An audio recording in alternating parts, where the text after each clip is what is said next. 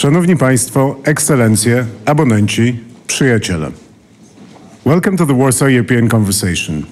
These are serious times, and such times demand serious measures. At today's Warsaw European Conversation, we will not solve the problems of the world. What we want to do is to find the right people to ask the right questions, to examine the possible answers, to think of the actions that need to be taken in order to start moving in the right direction. We need to have a serious conversation about Europe. We need it now, and we need it here.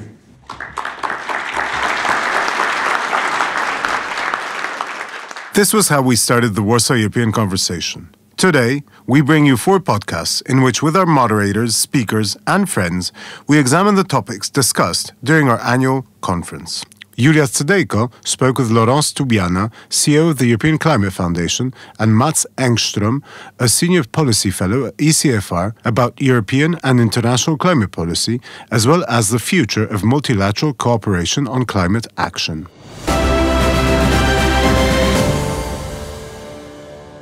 I am now with Laurence Tubiana, President of the European Climate Foundation, one of the architects of the Paris Agreement. Welcome. Thank you very much for accepting the invitation. Thank you. We are now approaching the 10th anniversary of the Paris Agreement, which was agreed after long years of negotiations, and it was built to last. It was built to be resilient and to withstand decades of climate action on the way towards climate neutrality. Now that we are approaching that anniversary, are you happy with the outcome of those negotiations? If you could go back in time, would you design anything differently? So I cannot say that I am happy of the degree of implementation of it, because we see we are lagging behind, even in the mechanism which is a core of the Paris Agreement. After these 10 years, we should be having mechanism where really the NDC are more and more aligned with the general objective, in temperature in particular. And we are still far. We are better than we were before Paris Agreement in terms of the average temperature, global warming we are pointing to,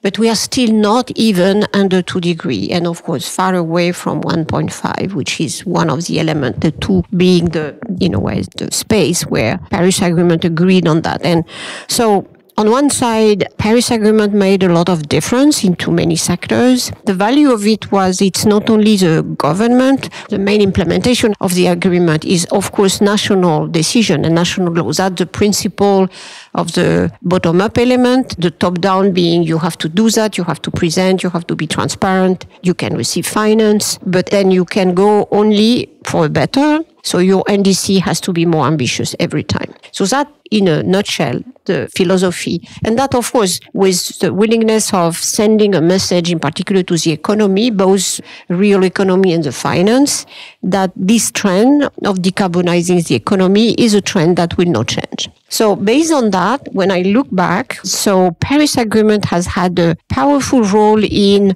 opening the space for an acceleration of the green transition. Particularly, we see that on transport, on batteries, on renewable energy, on many countries, including on finance. The climate finance was a very small space. It's now bigger with back and forth, as we see these days because of different factors. And again, when I was in December or even in January 2016, I could not imagine that.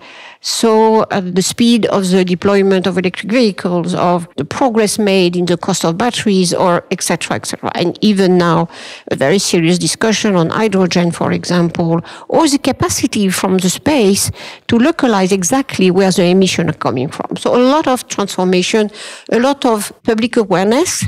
Again, 2015, the climate was something still limited to a particular press, political circles, but it was not a day-to-day problem for people. Now, unfortunately, because of the climate impacts, it is. And the farmers and the people living in zones that have been affected by floods or the coastal line or the heat waves, well, they relate with climate. And so it is more an ownership from the population. And again, that was not the case. So this is positive. It's positive that many other institutions that are not part of Paris Agreement are referring to that. that. Some kind of trade agreements, for example. Look at the EU is proposing in the Mercosur. You have to be in the Paris Agreement to sign trade agreements.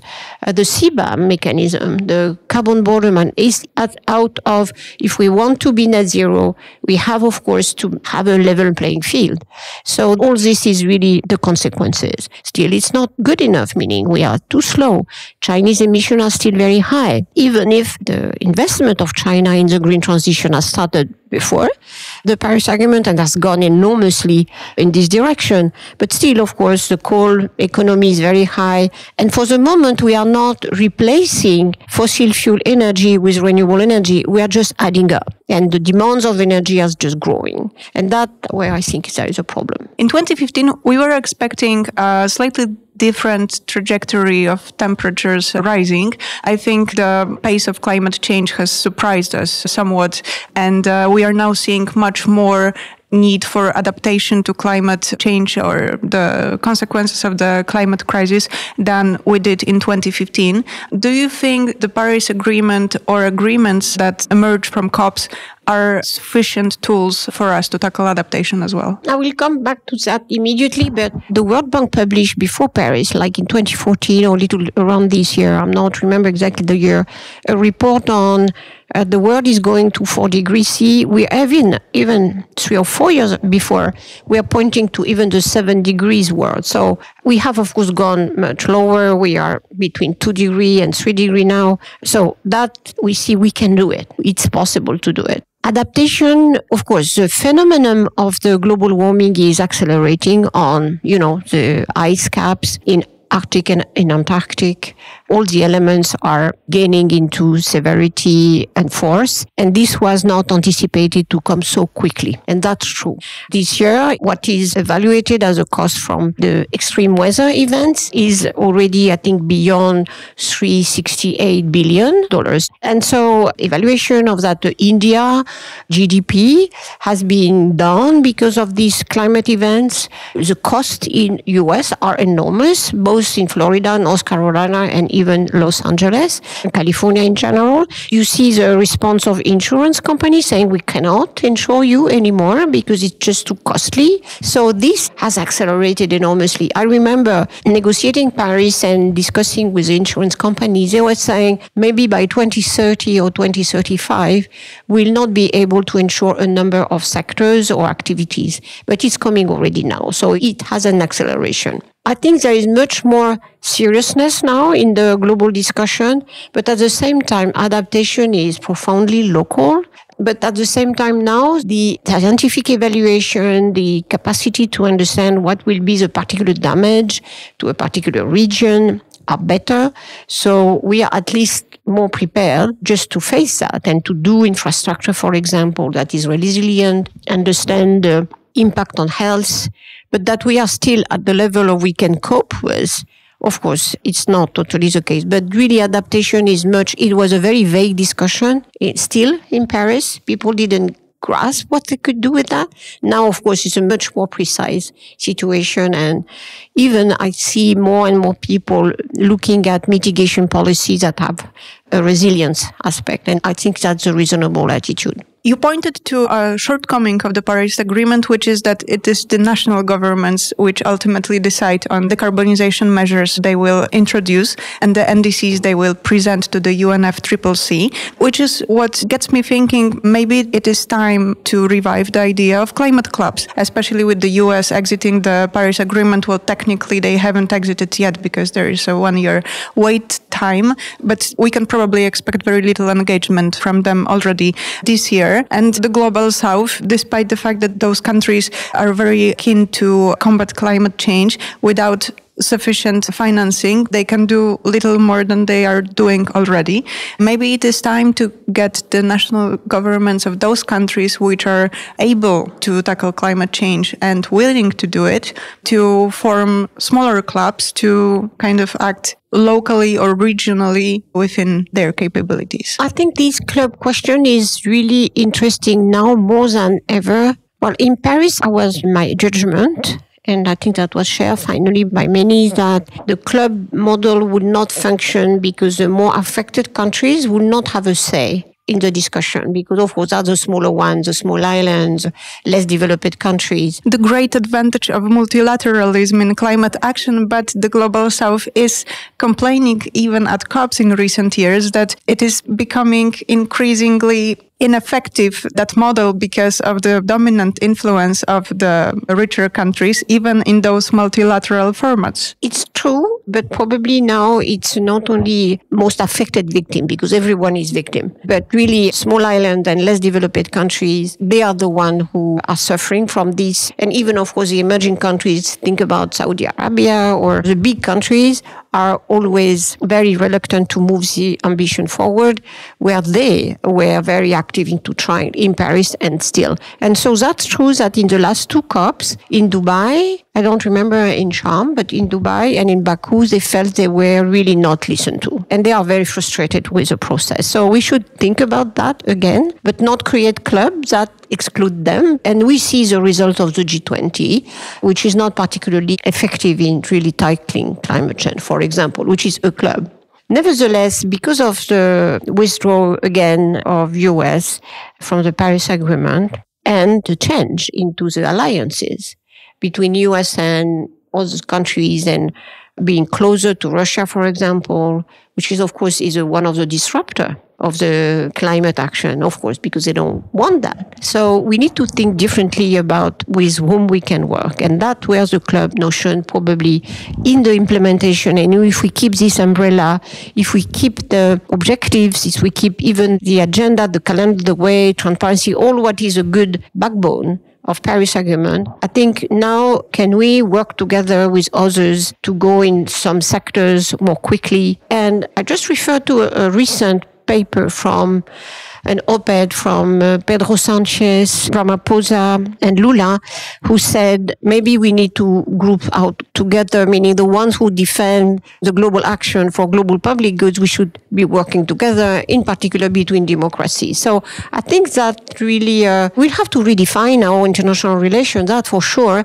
We cannot just have the UN as it is, with, of course, evidently blockers and disruptors all the time. So it's a new place, a new thinking. And I think even for the European instrument that have been criticized so much, like carbon border adjustment, I think if we create a club, including developing countries, and helping them to invest in renewable energy and all that transition, I think we could have positive instrument to help them and not punish them. And that's why I think the contract of investment and trade together, I think are very interesting to look at as a new instrument of European role in the world. What role do you see in that new architecture for China, a developing country according to the United Nations classification, which was agreed 30 years ago and is no longer valid, but is also very difficult to change and update? China has a very interesting role to play potentially in climate action, because you mentioned their coal economy, which is growing. No country in the world builds more new coal power plants now than China,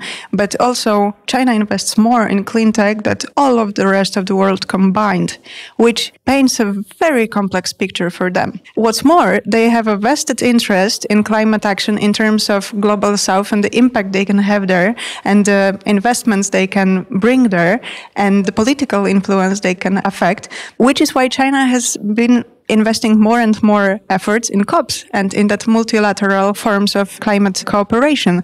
Do you think they can replace the United States as the main partner of the European Union in climate negotiations globally, or do you think they could invent a new role for themselves? What could that role look like? Of course, China, as you said very clearly, has different interests. But I think on this particular topic, they need, as you pointed out very clearly, they need climate action to continue. For them, that the bet they made in 2010 on the transition, it's an export element as well. Huh? So they need the market to continue to grow for renewable energy, for battery, electrolysis, etc., and even wind turbine and many other elements of the clean transition. So for them, it's vital. And they are very proud of the Paris Agreement in the role they played, even if they were pushed beyond what they probably wanted to agree on, because the objectives are, of course, a net zero by 2050, and others is, of course, very ambitious for them, but they followed the lead. Now, of course, it is a golden opportunity for China this withdrawal of US. They can be considered, or they will, in a way, promote themselves as champion of multilateralism. They would help, I'm sure, at the COP30. They want to defend the Paris Agreement, that's for sure.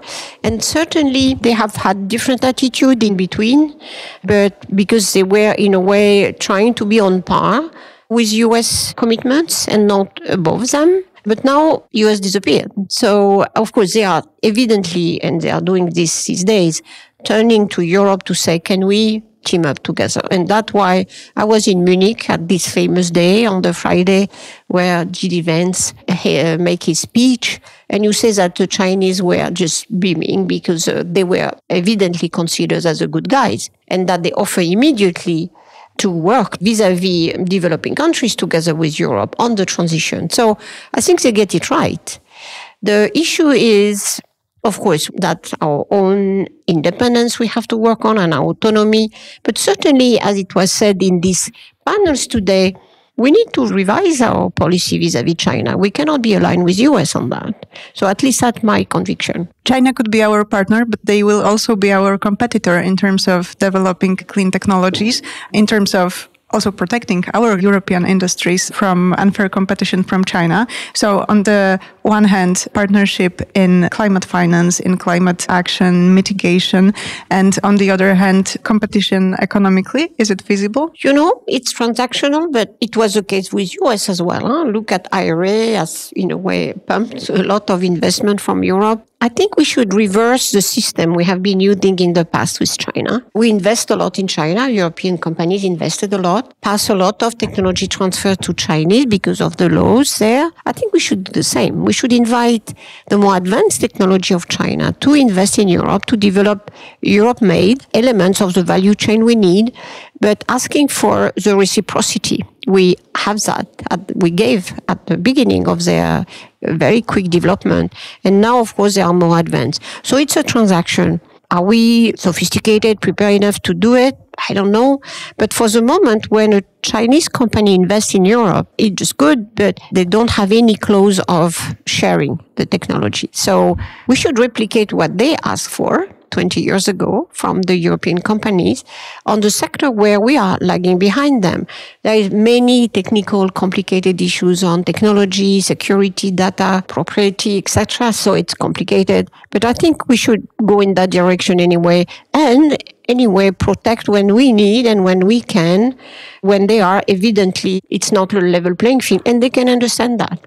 What are we bringing to that table, especially in the context of COP30 this year in Brazil, which will again be predominantly about finance and especially finance for the global south? What is the position of the EU ahead of that COP? And can we still defend our championship in climate action, which we have worked for so hard over the years? The Fit for 55 package, the REPowerEU package, all of our climate targets are on the international level designed to give us that lead in climate action. Has it paid off? Can we still uphold that status? My advice or my feeling on how Europe can win alliances.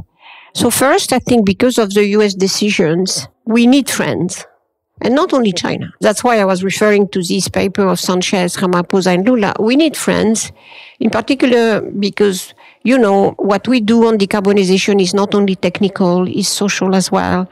And it has to be with our backbone on protecting democracy. So there is something to build with countries that share the same values and trying to help each other, but then not having an attitude of patronizing, we know better than you what to do, or you should do this and that, which I don't think is really nor the reality nor a good way to create this alliance, this club you were referring to. So I think what we can bring is the conviction and not backtracking that we can deliver that. We can do that on our own, and having economic growth and development and well-being. Meanwhile, we decarbonize the economy.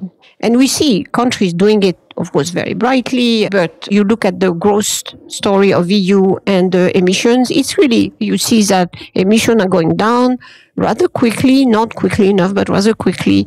And the economic growth has gone up again and again in a very mature economies, even if we have, of course, now slowing down for all these post-COVID and invasion of Ukraine reasons. So that, I would say, we could bring the fact that we are stable. We are going there. We are not changing the course. Our companies now are more and more interested in going there. So that's a very important element. And then on the diplomacy, defend the value of multilateralism, that it's not, only on G20 or bilaterals that can make it, but we need a UN place where, again, the smaller voice are listened to. And this has been lacking in the last COPs, in my view. My guest was Laurence Tubiana, President of the European Climate Foundation. Thank you very much. I'm very excited for our panel, which is upcoming in an hour. Thanks. Thank you.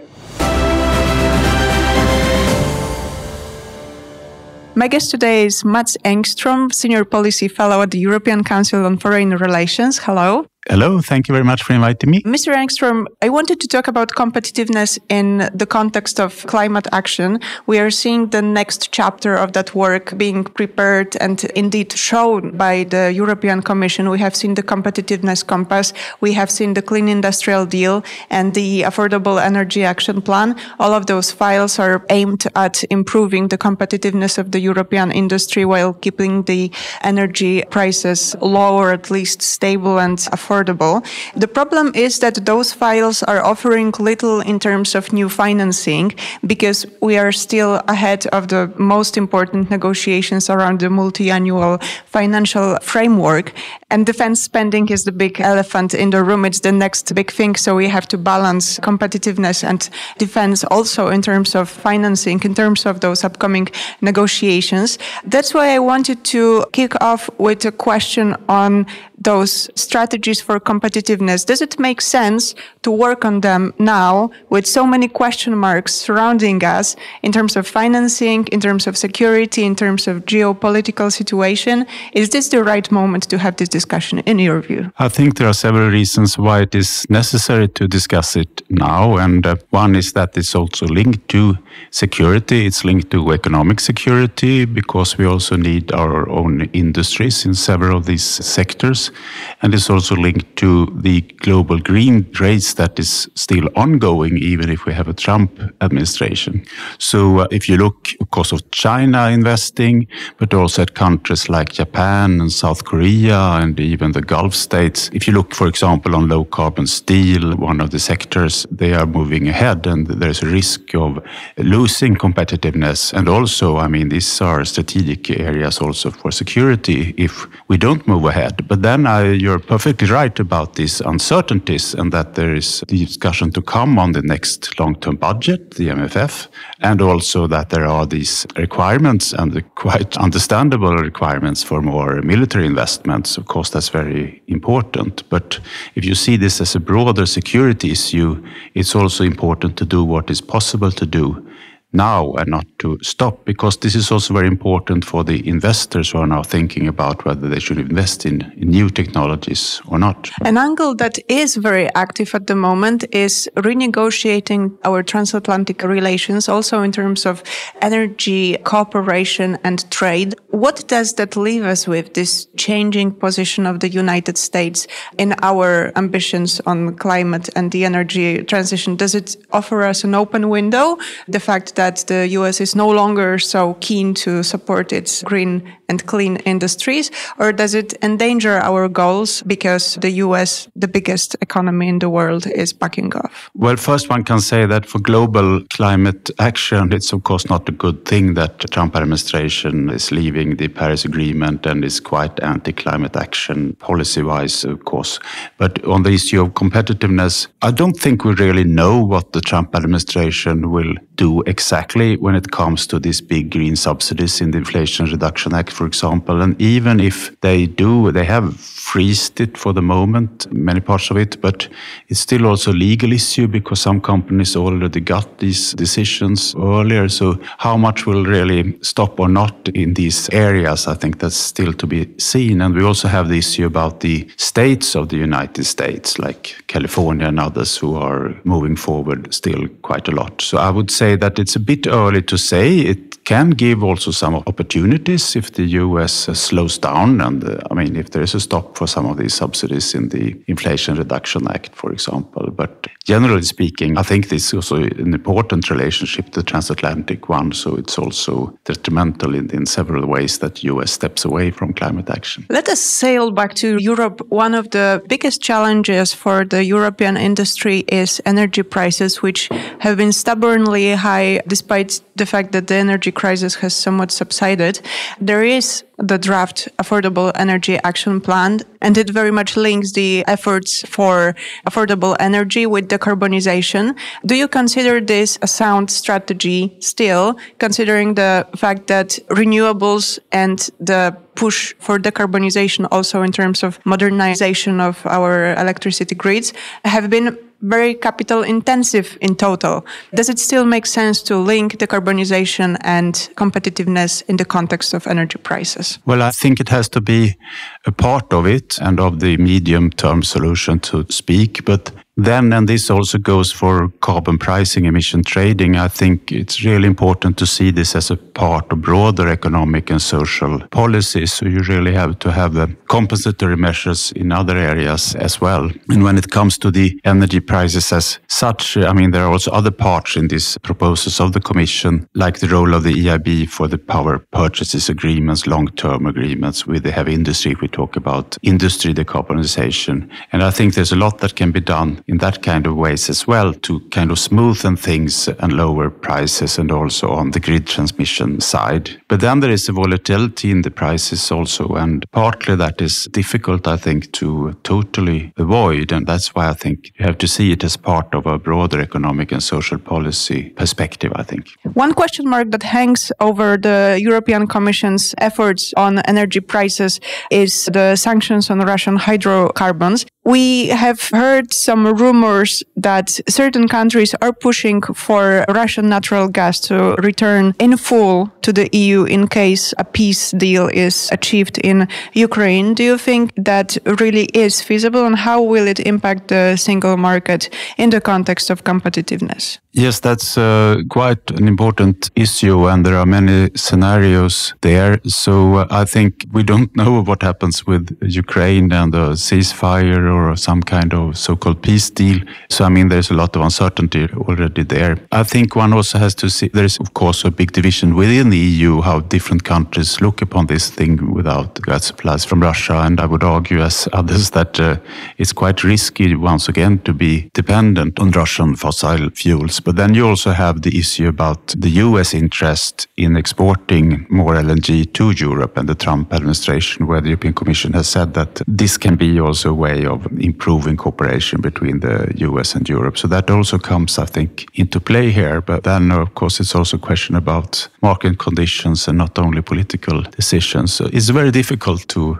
really do a good assessment of this, I think. What do we think of all that as Europeans, as European citizens? Do you find that the situation around the competitiveness of the industry, around energy prices, really concerns an average European? And do you see a threat on climate action in those public sentiments around decarbonization? I see several risks, and one should start by saying that there is still a strong support for climate action if you look at opinion polls among many Europeans. But I do see risks, and one is regarding industry, and the other is regarding prices for fuels for transport and housing. So if one starts with industry, I mean, it depends if you are related to these industries or not. I mean, if people immediately care about the chemical industry or steel industry is quite related to which region you live of your country or what region you live of Europe. But in general, of course, people are concerned about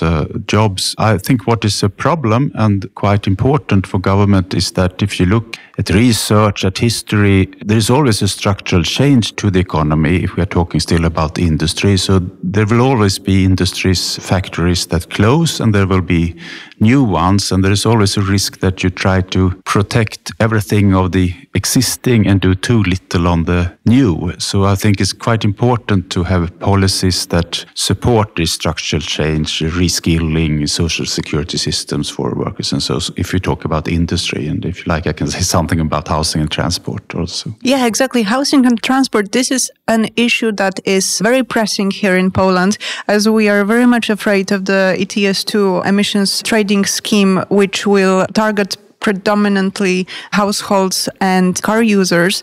Just to give a bit of context, the reason why our situation is worse than some other countries is that many households are still using coal for heating purposes, and that poses a risk that they will be faced with very significant price increases. Are we well positioned in the EU to protect those vulnerable citizens or energy users from the impact of ETS2 and other climate action elements in our playbook? We have tried to create such a system. We do have a social climate fund, and Poland is the biggest beneficiary.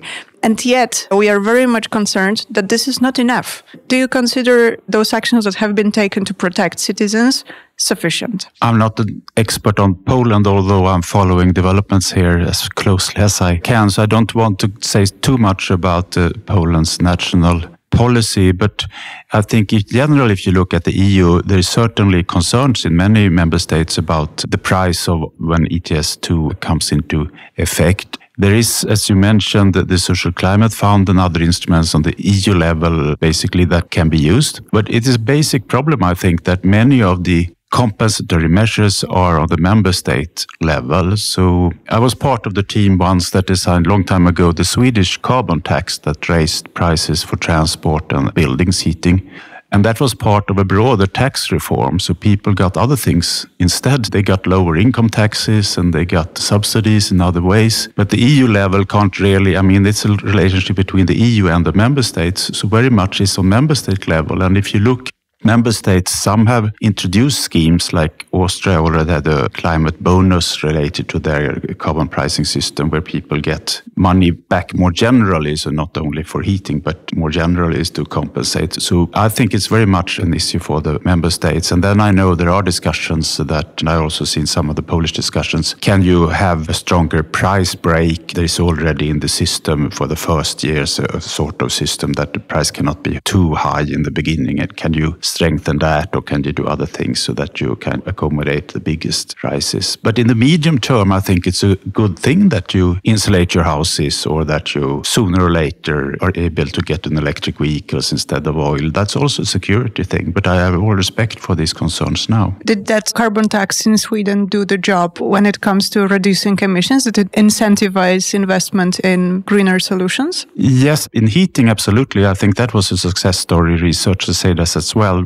And that was also combined with subsidies for heat pumps, for example. So it was really big change, actually, heating and the carbon tax. But on transport, it had an effect, but it's always difficult with petrol and diesel. And there, I think you also need legislation to promote electrical vehicles as we have now and so on. In 2019, the EU and our European citizens were very enthusiastic about climate action, and we have set ourselves very ambitious goals for 2030. At the time, it seemed like 2030 was so far away, right? And here we are, 2025. Yes, we have managed to agree the majority of measures included in the Fit for 55 package, which was ramped up by Repower EU, aimed at, among others, phasing out Russian energy imports. And yet 5 years before the deadline, most of the EU countries have not yet implemented the full Fit for 55 framework. Indeed, in Poland, we are facing very significant delays.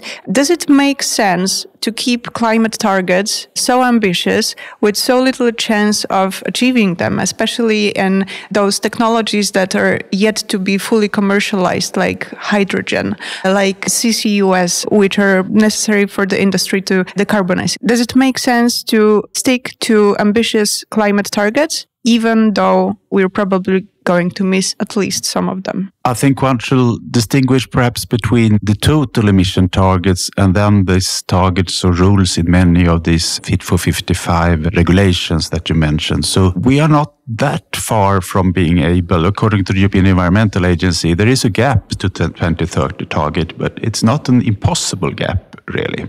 So I don't think the 2030 target is impossible to reach, but then I think it's an important principle principle of EU legislation in general that you have adaptive regulation, adaptive processes. You decide, but then you have review clauses, and there are review clauses in many of these now directives and regulations, and they will be discussed and negotiated. So there, I think there will be changes to some of them in one direction, maybe softer. You mentioned hydrogen, I don't know, but there's already a proposal on the discussion on the cars. But there is other areas where maybe it's possible to do more. I think the link between digitalization and climate has been rather weak so far in the EU policies. Germany has a stricter demands on data centers, for example, the energy consumption for data centers. So I think it depends, and it's natural to have a review.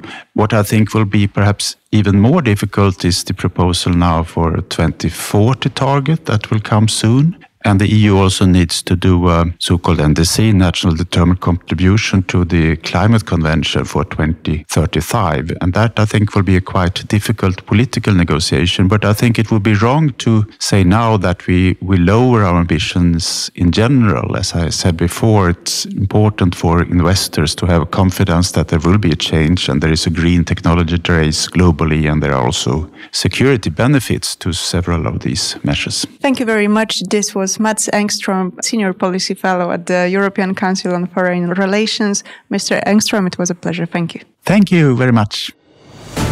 Thank you for listening. We teamed up with ECFR to try and make sense of the world and its challenges, to provide the actionable knowledge which helps better understand, decide, act. I hope these conversations were a step in that direction. See you next year at the Warsaw European Conversation.